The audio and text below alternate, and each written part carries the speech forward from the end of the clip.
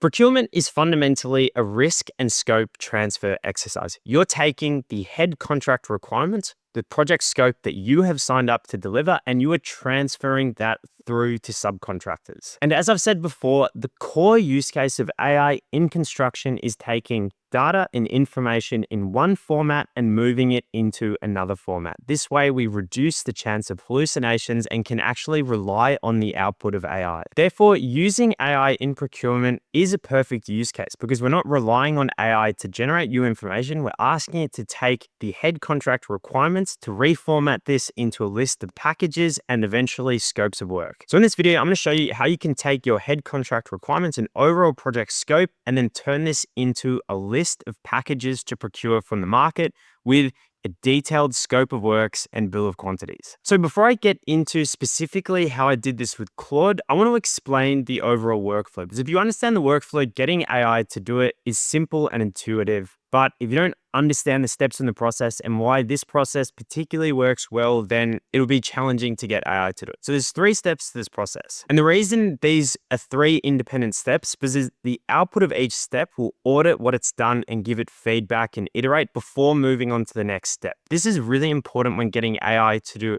doing complex tasks because we want to audit the output at every step so you can be sure it's done it correctly. So step 1, we need to establish the project context. This is where we go to our head contract requirements, what we have signed up to deliver, and we extract every single line item from the scope of works, the drawings, the specifications, whatever.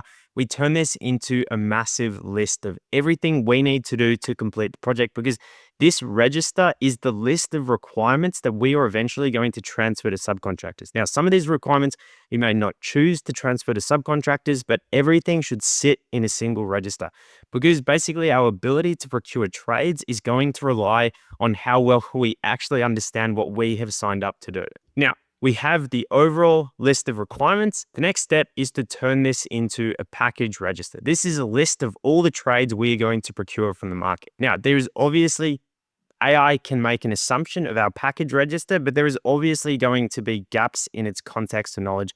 So we need to review this carefully and make sure, does this work breakdown structure make sense? Does it make sense to procure these specific trades from the market? Then when we're happy with the list of trades that we have developed, our package register, the final step is to then actually go through and for each of these trades, draft a scope of works document and a pricing schedule. Now, when I created this workflow, I used my own scopes of work as examples and templates of how I wanted to fill it up. You could simply you could simply create your own skill using 10 or 20 previous examples. You have specific ways you want to set out your scope of works and adjust it as you see fit. But I used examples from projects I've done and the exact way I like to set out a scope of works. So this is built into my procurement skill. So a skill effectively is a AI workflow that you can pre-build, you can test, you can run it, you can iterate on it, you can improve it.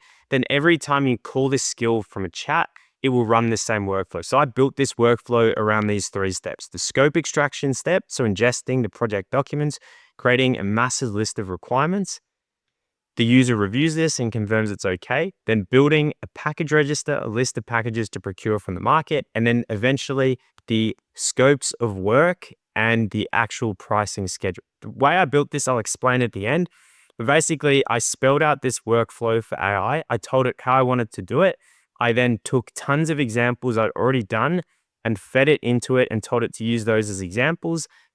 I then built examples for each of the 3 steps in the process, did it to refer to. Then I tested it and iterated on it and improved it. Look, skills are really just defining your workflow. There's nothing technical or complex about building them. You simply click create with Claude, and then you can start building your own ones. But really, you just define your workflow and give a lot of examples and then test and iterate on what you've done. So I'm going to be doing this in Claude Cowork. If you don't know what Claude Cowork is, it is from the desktop version of Claude. It's got 3 tabs at the top. You move to Cowork. You set Claude up to operate in a specific folder on your desktop. It can then read and write to all the documents in that desktop.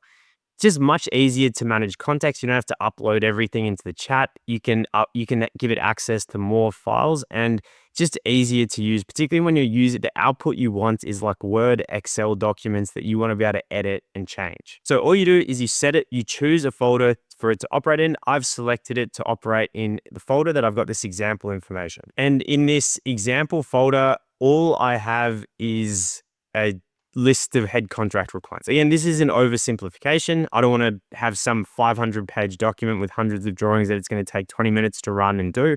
But this is basically just a very simple overview of our project, which is perfect for a demonstration. And then all I'm going to do is I'm going to say, using my procurement skill, I want your help to prepare all the trade scopes of work for this project. First, understand the project requirements. And then that is going to reference my skill. Again, if you didn't have a skill that did this, you could just explain that in the first step, you wanted to access the head contract document and extract all of these requirements into a register. You could just do this via a prompt, but it just wouldn't work as well. The fact that I've captured my workflow in a skill, I went with lots and lots of examples and I was testing input and output and tailoring it to what I wanted it to do. And as you can see, it is now going through and basically giving us a document inventory. Again, this was a simple example. There was only one document in this.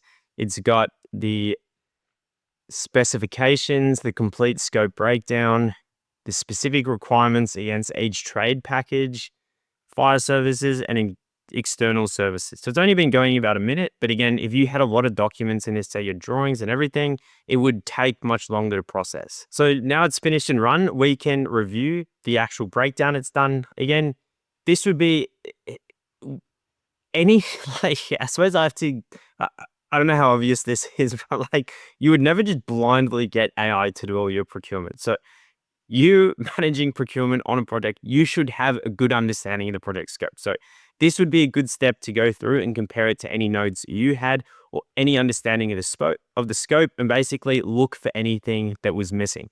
The end of this, it's told us that there is missing information, the construction program, the geotechnical report, actual drawings, environmental constraints, and then it has given us a summary of step 1 and some key findings. Now, simply what I'm going to do is I'm going to say, flagging, leave any missing information. I'll say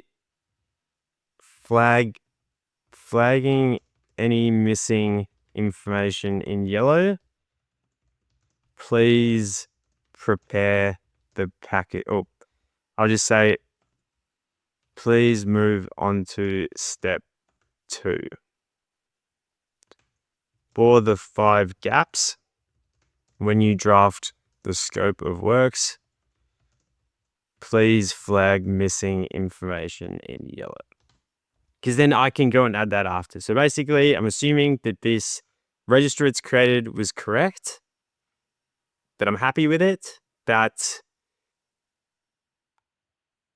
it has gone and completed everything, and it's completed everything, we're happy with it, and now it is going to go through and create my suggested package register. Again, the better you can tailor the skill, so the more examples you can give it of exactly how you want to break trade packages up, all this stuff, the more of that is captured in your skill, the better this is going to do. So like the real opportunity with doing stuff like this isn't copying exactly how I'm doing it. It's taking 50 examples you've done before, defining what you liked, what you didn't like about each one, and then capturing this in your workflow. So basically tailoring this workflow to exactly how you want to do it. Okay, so it has gone through and completed my package register.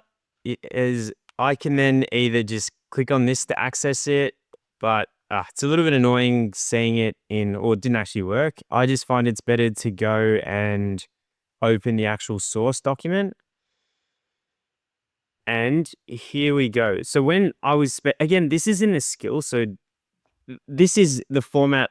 I keep saying this, maybe I'm saying it way too much and it's super obvious and I'm saying it 100 times, but this is the format I wanted it to do it in. So I wanted it to list out all the self-performed packages and basically give a comprehensive work breakdown structure. So primaries and site establishment, we have that as a self-performed package. We have our construction packages. We've got demolition, high-level scope summary of each.